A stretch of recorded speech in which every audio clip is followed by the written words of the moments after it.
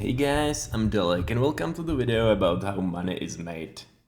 The process is pretty complicated, so I decided to make a video focused on that.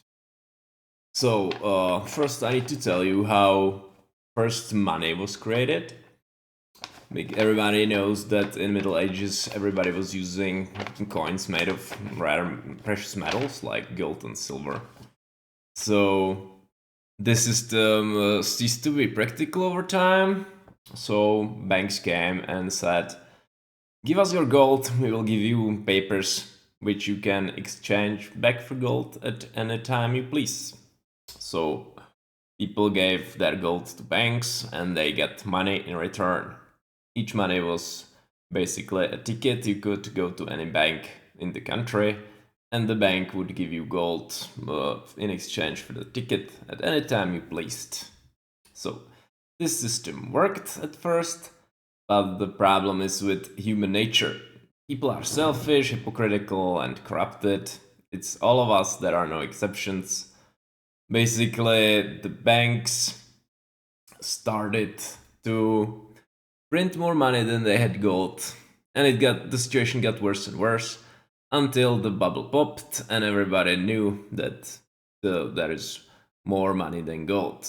Eventually, the whole system was scrapped and it was replaced with only monetary system. There was no gold involved anymore. So that's how modern money came to be. And what is money? Money is a proof of debt. Originally, it was a proof of debt of the bank to you, that the bank owed you some certain amount of gold. And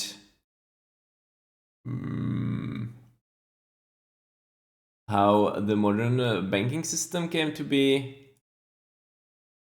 Basically, banks will lend you money, but you need to give them something valuable in return. There are two types of banks: a national bank, central bank, which is like a part of the government, but should in theory operate independently on the government. So there is no like corruption and stuff. The central banks are allowed to lend money to commercial banks, and commercial banks lend money to people and to the government. If a national bank, the central bank, lended money to the government, there is worries that it would lead to hyperinflation. So it is limited like this. And this banking system seems fair. In case you want, I drawn you like a diagram.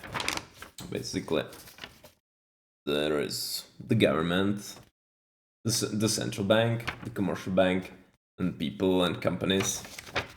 So the central bank lends money to the commercial bank if they give them some valuables in return.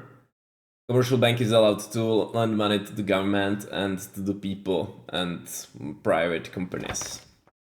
And the system seems to be pretty fair at first, because to borrow money, you need to give them some guarantee. Like you need to give them, I don't know how to say it in English. Like you need to guarantee with your house, or you need to give them some valuables like valuable papers and shares in some companies and stuff like that.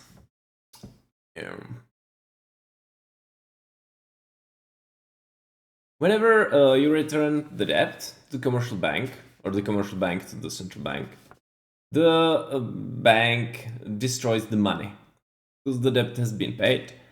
You need to give them back with, I don't know, the extra money.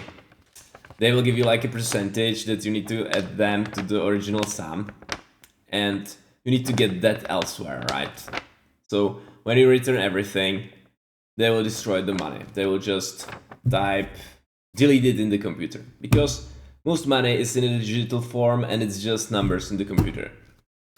And if the real money can be printed by the central bank, this, and whenever the central bank prints money, it needs to destroy the digital equivalent of the money.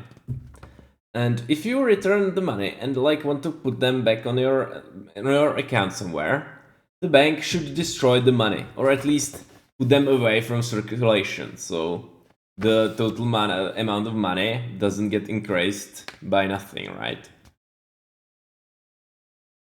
Basically, everything is great and fair, except this part. Because the government doesn't need to give the commercial bank anything valuable as a proof of debt.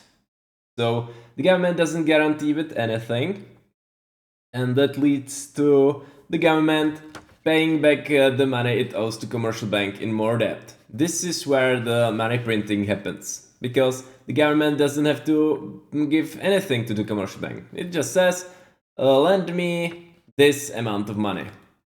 The commercial bank complies, and the government to pay back. Next time it can create more debt. So this is clear corruption, and it's illegitimate. It's a crime. Basically, government borrowing money from commercial banks means it's a criminal activity, because it creates money out of nothing. It's counterfeiting. Government is a criminal organization because of this, right? So this leads to enslavement of all citizens by the government, because the government makes money with basically zero effort. It just borrows them from commercial banks ad infinitum. It can do this forever. It borrows more money to pay for the previous debt. The government is an exception that has a literal money printer. The entire financial system is based on faith. It doesn't run on anything else.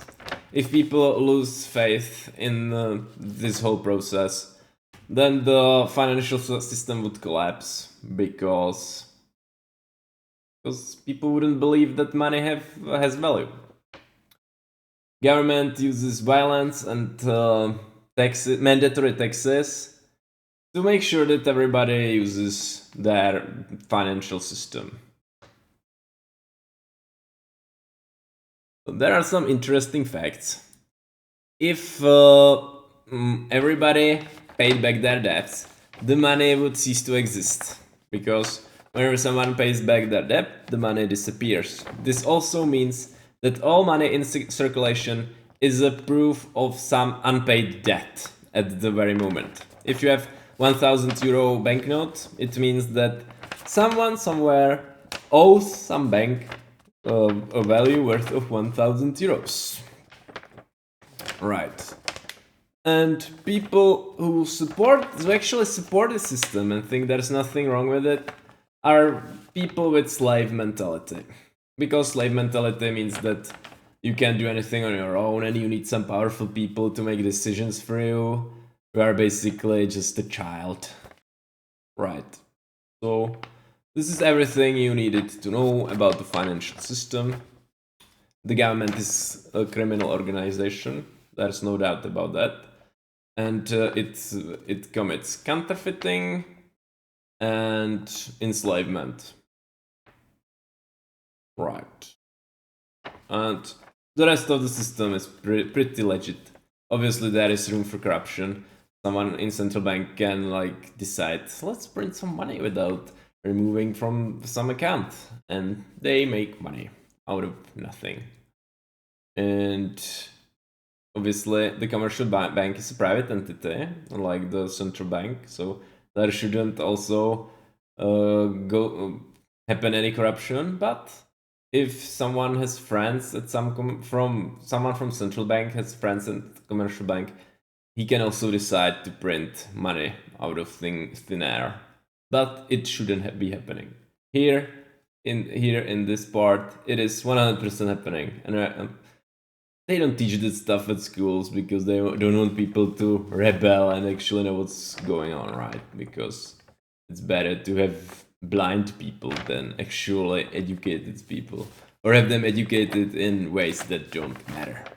Alright, that's enough to this topic, I think.